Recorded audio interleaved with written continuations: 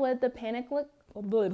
That's okay. It's kind of weird when it's not a word and you're trying to make up words. Okay. I should have told you that I loved you. One more time, one more time, one more time. I should have told you that I loved you. One more time, one more time, one more time. Hey friends, I hope that you are off to a great start of your day, your week, your night, whatever time you're watching this. Even though that it's much colder where I am, I guess the sun is starting to come out a little bit more in the afternoon. I'm kind of used to being able to control the lighting in my house, but the sunlight is burning through. So I hope that it's not too overexposed for you. Maybe some of you don't even care and you don't know what I'm talking about. And if that's true, then just ignore everything that I said. I have finally done it. I'm so proud of myself and I'm so glad to be able to share this news with you. I have finally conquered my anxiety. Ooh, let me take that back. I finally conquered anxiety. I don't want to claim anything that doesn't belong to us. Now, I'm not saying that there's never ever going to be another time in the future where I may not experience anxiety or a panic attack, but I was pretty used to having panic attacks at least once a day. So I think the last time I had a panic attack was, I don't know, a couple of months ago. It has something to do with the pandemic, so something out of my control, but the point is that I'm not having it every day, and the fact that I can't even remember when the last time I had one, a panic attack or an anxiety attack, because there is a difference, that's amazing. And yes, I'm proud of myself, but I'm more proud of myself for figuring it out in steps. Even though I haven't had an anxiety attack for the past couple of months, the real thing that was bothering me was that I wasn't sure at first what caused the panic attacks, what actually made me stop having to go through them. And finally, it hit me in 5 simple steps. So I'm so excited to be able to share this with you today. Number 1 is subscribe. Yeah. Number 1 is find your safe space. Finding your safe space means finding where you feel safe, finding where you belong, finding where you can breathe. For some of you, it might be at home, hopefully, because the way that this pandemic is set up and that we have to quarantine at home, hopefully it's at home. But for me, when I was going through a lot of anxiety attacks and panic attacks, home was the place that was causing it. So what I did was initially find a place like my church. I started volunteering there more, and I built a community and a family around me where I could feel safe. For some of my younger viewers, it might be school. For some of my older viewers, it might be work. I have found a community at my job where I'm around like-minded people, and I do feel safe talking to them outside of work, and so I feel safer going into the workplace. So finding something, maybe it's a little bit more abstract. Maybe it's just going to the park and being able to meditate. Maybe, actually, this is a good idea, bonus tip, make a safe space within yourself. But I had my safe space for several years, that being my church, and I was still having anxiety attacks. Therefore, it's not enough to just have a safe space. You need to abandon the place that's causing distress. The place that's causing you distress can be a literal place, or it could be a person or a situation. For me, I didn't feel safe at home mentally or physically because of the person I was living with, my parent. Living with them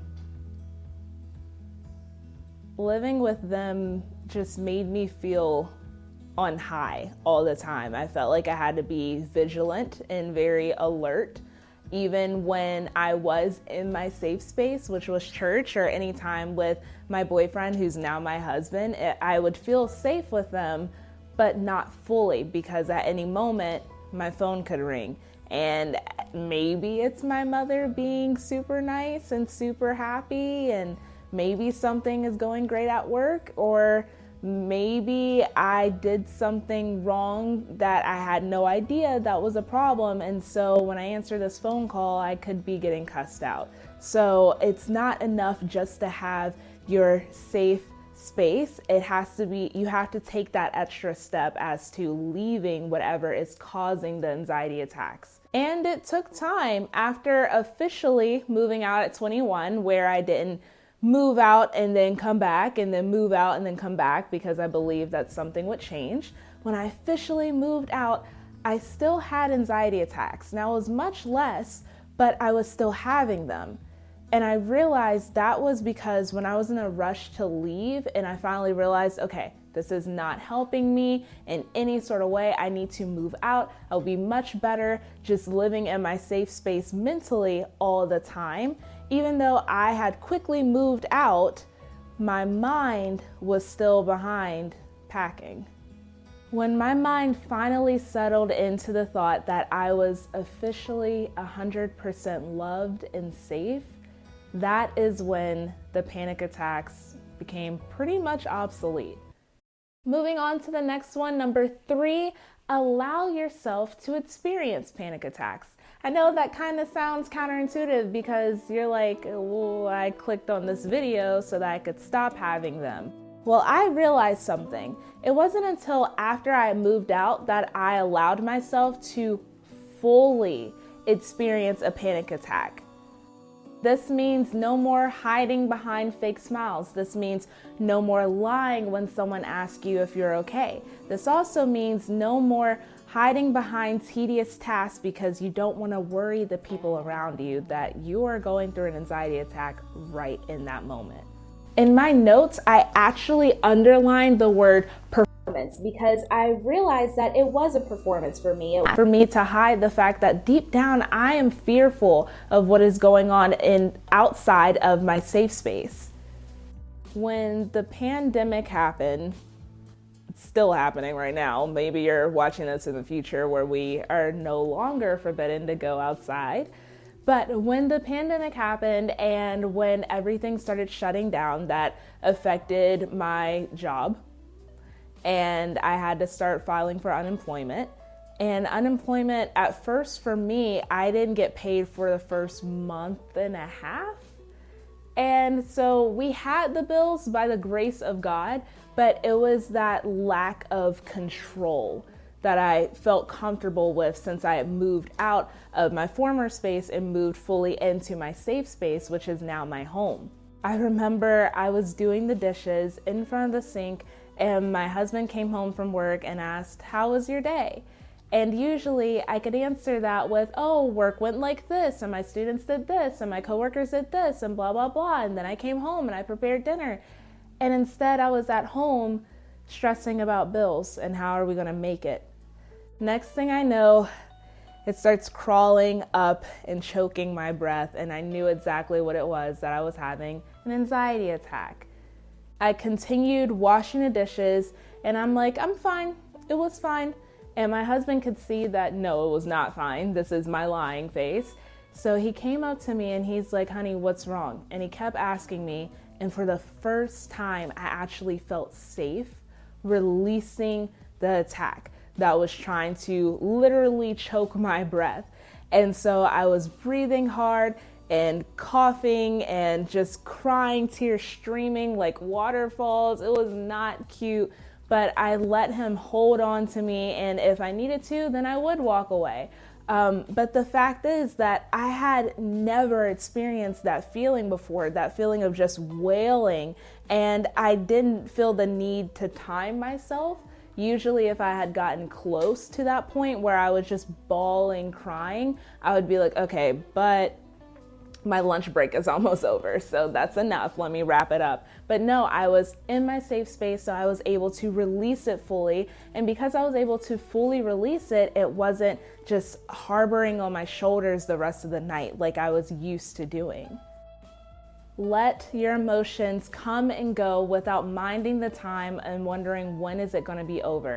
That's the only way you'll be able to fully let it go.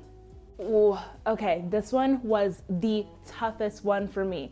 since I had started having panic attacks sophomore year after I met my crazy toxic boyfriend, which, you know, should have been a sign, but okay, I dated him anyway. I had been wondering, what is life like without anxiety attacks? That leads us to number 4, identify a panic-less you. How would the panic look? That's okay, it's kind of weird when it's not a word and you're trying. How would the panic-less version of yourself respond to the situation? How would they hold themselves? What is their posture? What are their goals in life? And what can they do when they're not afraid to do it? You can be who you can see. So start trying to see yourself without having to go through anxiety attacks. This was a big one for me because I remember opening up to my church group and all of my ladies around me, and I was like, you know what? Honestly, I don't remember what it was like living without having an anxiety attack. What does that even look like? And I realized that although an anxiety attack may feel like fear, I was actually more fearful of the person I would be without them. Anxiety attacks and panic attacks have become my norm. And if you click this video, it's probably your norm too, and you're wondering, what in the world, how can I stop having this and still be me? It definitely helped for me to just start imagining myself calm. Maybe not in that moment. So you need to start imagining yourself when you're already calm and going like, okay, this is a calmer version of myself. Let me carry this on throughout the day. When something surprising does happen, because you can never fully be sure what's going to happen in one day, you're going to try to keep that calm side of you with you. And eventually, that's just you. And number 5, finally, is subscribe. I don't know if it worked the first time when I psyched you out to remind you to subscribe, but like it really helps. I really want to share more information. I've been doing it through my books. I have a second book coming out very soon. It's called My Boyfriend, My Blessing. So kind of flipping it on its head with my boyfriend, my bully, but I don't know. Maybe you don't want to hear that yet. You're not ready. You want to get to number 5. Let go of the before. Like I said, when I was trying to identify myself without experiencing anxiety attacks, I would try to remember the girl I was before I started experiencing them. Because it was so long ago, the last time that I could refer to myself without experiencing an anxiety attack is probably 9th grade, but maybe I had some earlier on and I didn't know what to call it yet because I was so young. It wasn't really beneficial to me to try to think back in time. And it probably won't be for you either. Yes, you are a different person now. Maybe a primary situation caused it, or maybe several events broke the camel's back. Either way, you can be a better person now. You don't have to go crawling back to your past, trying to find the child version of you, dig them up, and tell yourself to be more like them, when really they're looking to you to be more like you, the better version of yourself, the calmer version of yourself, the one that is able to get excited about change without panicking. Whew, I felt like that one just got kind of deep. Does anybody else want to give their child version of themselves a hug every now and then? I do. I feel like I've given my shares of mentally hugging my child self enough to say that it's okay. So you should probably do that too if you clicked on this video.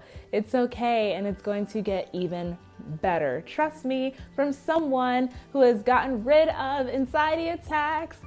Again, I'm so excited, not just for me, but because of you. You clicked on this video, you're making the first couple of steps. Now go ahead and put my 5-step plan into action. I promise it helps, and it is life-changing. I'm so proud of you. Have a wonderful rest of your day. Bye. Told you that I loved you every night. Oh, that's on my mind.